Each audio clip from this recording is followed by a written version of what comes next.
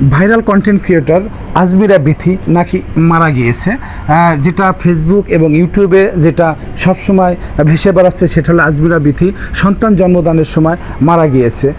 ভাই এটা কতটা সত্য জানি না, কিছু কিছু চ্যানেল দেখাচ্ছে না এটা খবরটা ভুয়া, আবার কেউ কেউ বলেছে এটা সত্য।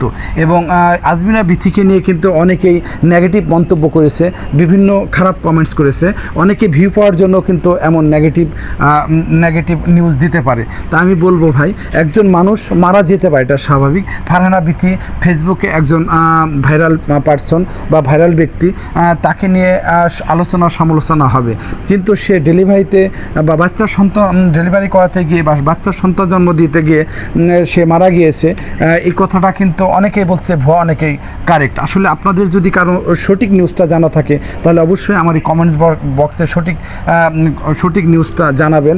আর মানসিক নিয়ে খারাপ মন্তব্য করবেন না। মানুষ কিন্তু আপনি কাউকে নিয়ে আজ খারাপ মন্তব্য করেন, আগামীতে আপনাকে নিয়েও কিন্তু খারাপ মন্তব্য হতে পারে। আর যারা বেশি জনপ্রিয়, বেশি ভাইরাল, তাদের নিয়ে সমালোচনা হবে, এটা ঠিক আছে, কিন্তু একদম মিথ্যা গুজব ছড়ায় এইভাবে একটা মানুষকে মেরে ফেলে দেওয়া, আর যদি সেটা সত্য হয় এটা স্বাভাবিক একটা প্রক্রিয়া। তা আমি বলবো মানুষকে নিয়ে যারা না জেনে গুজব ছড়াবেন না। এই বিষয়টা আমি গত রাত্রে থেকে দেখছি যে আজমিরা বিথি সে সন্তান জন্মদিনের দেওয়ার সময় মারা গিয়েছে। তাই এই নিউজগুলো যদি ফেক হয় খুবই দুঃখজনক, আর যদি সঠিক হয় তাকে নিয়ে খারাপ মন্তব্য করা এটাও দুঃখজনক। তাই আমি বলবো আমরা যারা কিন্তু ফেসবুকে কাজ করি বা যারা এই প্ল্যাটফর্মে জনপ্রিয় হয়েছে, তারা অবশ্যই কিন্তু মানুষের আলোচনা সমালোচনা চলে তাদের নিয়ে, এটা আমরা যারা কাজ করি তারাও জানি, কিন্তু তাই বলে মিথ্যা গুজব ছড়াবেন না। এই প্ল্যাটফর্মে আপনি এসে দেখেন, এই প্ল্যাটফর্মে কাজ করা কিন্তু অত সহজ না। এই প্ল্যাটফর্মে যারা কাজ করে তাদের দৈনন্দিন কাজের ভিডিও দিতে হয়, বিভিন্ন আকর্ষণীয় কিছু কন্টেন্ট তৈরি করতে হয় যাতে মানুষ এই ভিডিওগুলো দেখে।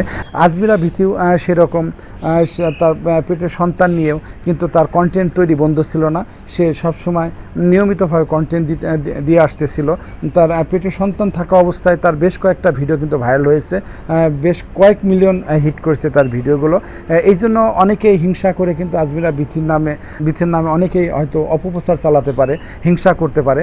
এটা কিন্তু বাস্তব প্রুভড, যারা সমাজে প্রতিষ্ঠিত তাদের নিয়ে কিন্তু অনেক অপপ্রচার হয়। তাই বলবো আপনারা হিংসা করবেন না, একজন মানুষের সফলতা দেখে তাকে উৎসাহ প্রদান করা উচিত। কিন্তু অলরেডি আজমিরা বিথিকে কিন্তু আমরা ফেসবুক প্ল্যাটফর্মে এবং ইউটিউব প্ল্যাটফর্মে কিন্তু মেরে ফেলেছি অলরেডি।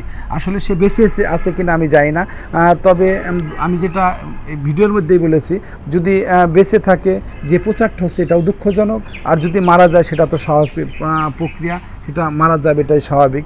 কিন্তু অনেকেই এই খারাপ মন্তব্যগুলো সত্যি আমাকে মর্মাহত করেছে। এর আগে কিন্তু আমি দেখেছি যখন এরশাদ সাহেব বেঁচে ছিল তখনও দেখা গেল তার জীবিত থাকা অবস্থায় অনেকে মারা গিয়েছে বলে নিউজ করেছে। এর আগে আওয়ামী লীগের সাধারণ সম্পাদক ওবায়দুল কাদের মারা গিয়েছে বলে অনেকেই কিন্তু গুজব ছড়িয়ে দিয়েছিল। তারপর খালেদা জিয়া মারা গিয়েছে, এমন অপপ্রচার অনেকেই কিন্তু এই ফেসবুক প্ল্যাটফর্মে করেছে।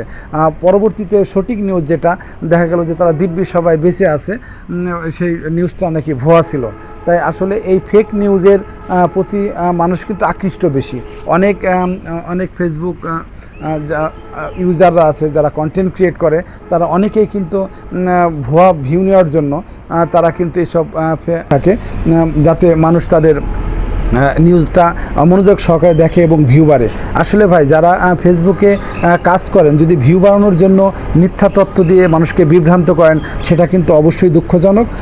আর এই কাজটা আমরা যারা ফেসবুকে আছি এই কাজটা করব না, সবাই আমরা সতর্ক হয়ে যাব। সবার জন্য শুভকামনা।